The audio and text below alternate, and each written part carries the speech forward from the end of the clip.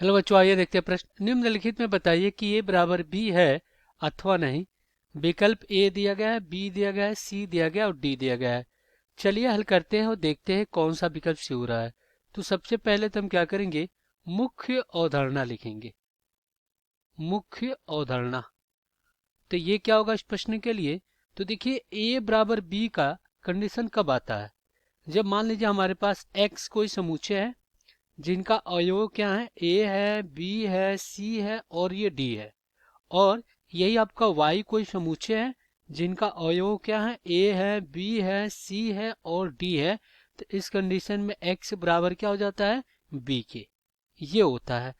अगर यही आपका कह देता, चलिए यहाँ पे अगर हम समझते हैं, चलिए ये तो हमारा हो गया। अगर हम क्या करते हैं, यहाँ पे z ले लेते हैं, z और जिनका अवयव क्या है, a है, b है, c है, d है और e है।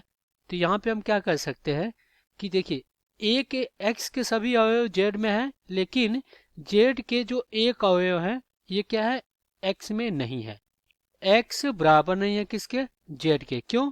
क्योंकि जो ई है वो बिलोंग कर रहा है किसके, जेड से, लेकिन ई बिलोंग नहीं कर रहा है एक्स से, इसलिए यहाँ पे एक्स बराबर नहीं है जेड के। तो चलिए यहाँ पे दिए गए प्रश्नों को हल करेंगे। तो अब हम क्या कर रहे हैं, यहाँ पे विकल्प ए को चेक कर रहे हैं। इसमें जो ए का अवयव है वो क्या है आपका, ए है, बी है, सी है और ये क्या आपका डी है।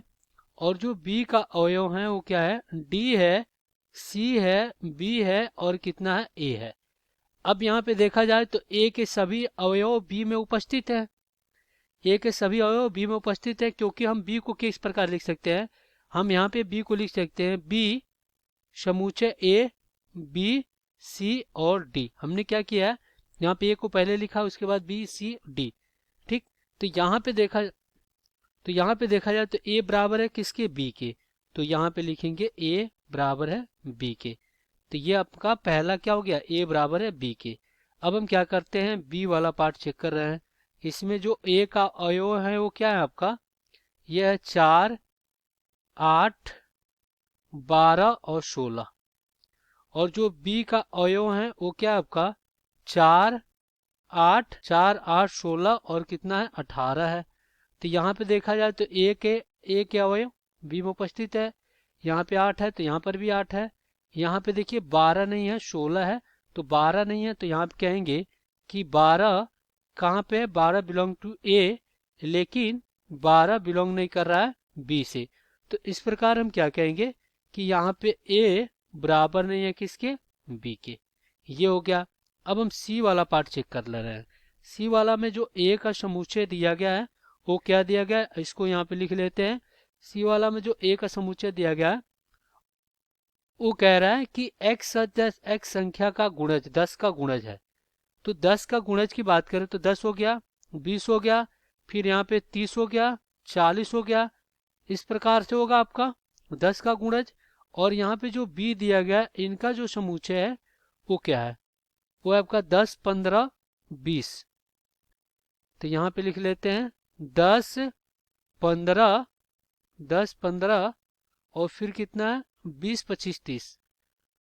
तो 20, 25, 30 डैश डैश डैश। तो यहाँ पे देखा जाए तो देखिए ए में 10 का गुणज है, लेकिन बी में 10 का गुणज नहीं है। देखिए यहाँ पे 5 का गुणज है, इसमें भी 5 का गुणज है, इसमें भी क्या है, 5 का गुणज है। तो यहाँ पे हम कह देंगे कि ए बराबर नहीं है बी के। ए बराबर नहीं है बी के।